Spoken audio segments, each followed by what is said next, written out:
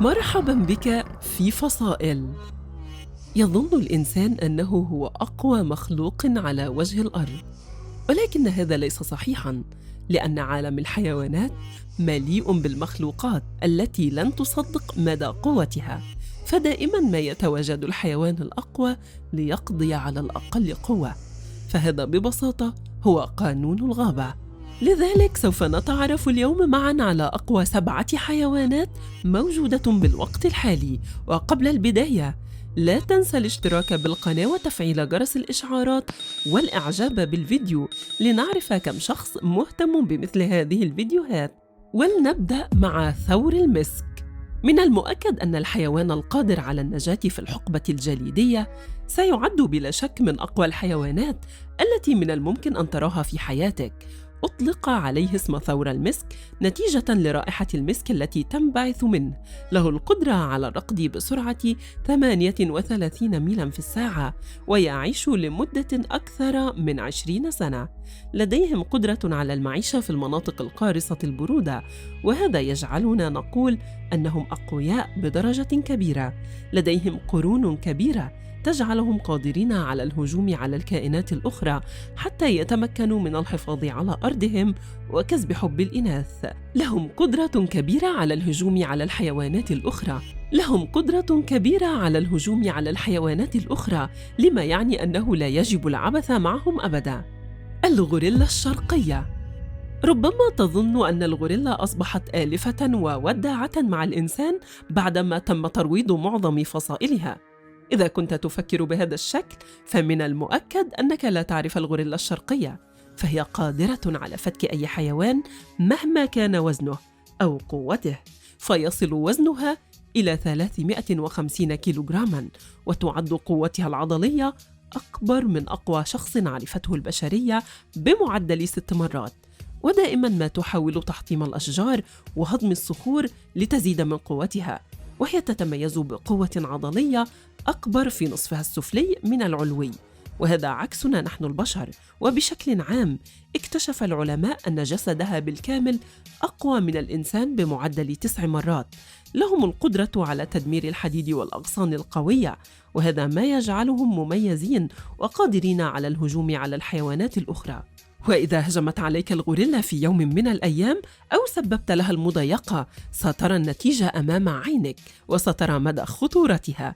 لهذا لو سمعت أصواتاً مخيفة وغريبة ووجدت أنها تقف على يدها، ستشعر بمدى الخطورة ويجب عليك الهرب حينها. وحيد القرن الأسود.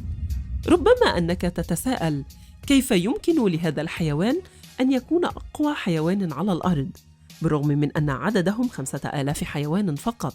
لكن في الحقيقة أن وحيد القرن يعد حيوان خطير وقوي وذو سرعة وطاقة قادرة على الفتك بأي شيء أو حيوان آخر يقترب منه.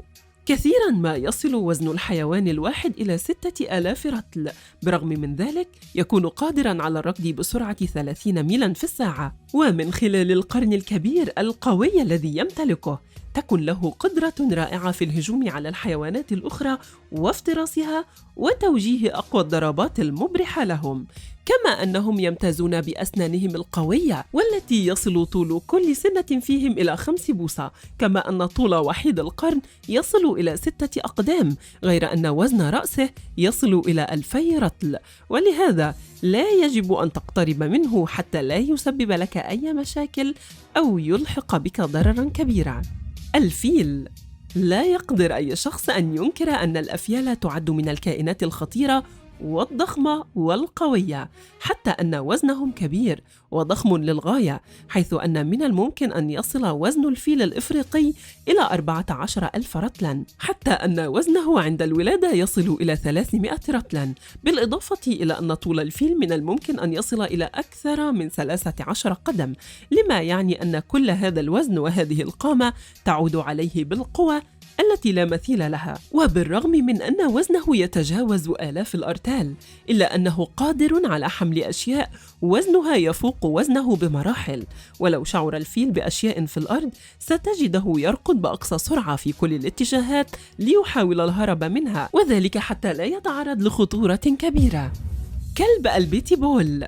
لا يستطيع بعض الناس التفريق ما بين فصائل الكلاب من كثرتها، ولكن من المؤكد أنهم يتعرفون على فصيلة كلب البيتي بول عند رؤيتها، ويرجع هذا إلى أنها فصيلة تظهر بشكل دائم في وسائل التواصل الاجتماعي، فهي كلاب قوية جدا من الناحية العضلية ومن ناحية الطباع والسمات الهجومية أيضا، وقد استغلها بعض المتطرفين في خلق رياضات جديدة تعتمد على الدماء فقط، مثل حلبة المقاتلة بين أفراد الفصيلة لبعضها البعض. وقد عمل العلماء على إنتاج فصائل جديدة تعتمد على تزويج كلاب البيتي بول بالفصائل الأخرى للتمتع بكافة مزايا الكلاب بشكل مجمع. فإذا كنت من محبي هذه الفصيلة أو كنت ترغب في تربيتها، فيجب عليك أن تعرف أن المالك الذي يفكر في معاملة كلبه بشكل قاسي يعاني من أزمات جسدية وخيمة، لأن كلبه سينقض عليه ولا يرحمه على الإطلاق. وقد أثبتت الدراسات أن عضته تساوي أكثر من 300 باوند من الضغط. الحصان. حينما تفكر في الحيوانات الخطيرة والوحشية، فمن المؤكد أنك ستفكر في وحيد القرن أو الثور مثلاً، ولكن هل فكرت في الحصان من الحيوانات الخطيرة؟ يعتبر الحصان مصدر للطاقة، والدليل على ذلك هو أنه يعد وحدة قياس للقوى، وإذ لم يكن الحصان قوياً بما يكفي لما تمكن الفلاحون من استخدامه في حرث الأرض وتنظيفها.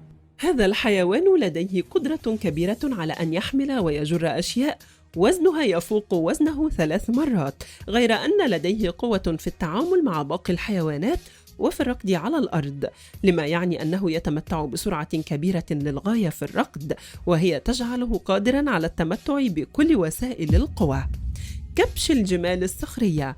يظن الكثير من الناس أن هذا الكبش لا يعد من الكائنات الخطيرة والقوية والمخيفة، لكن بالرغم من ذلك فهو يعد شرس وعنيف للغاية، يمكن أن يصل وزن الذكر إلى 280 رطل، وقادر على المعيشة حتى 15 سنة، كما أن روح العنف والسيادة تنتشر في أرواح هذه الفصيلة، لما يجعلهم يتنافسون كثيرا فيما بينهم حتى يحتل كل منهم منصب الملك، كما له القدرة على الركض بسرعة 20 ميلا في الساعة.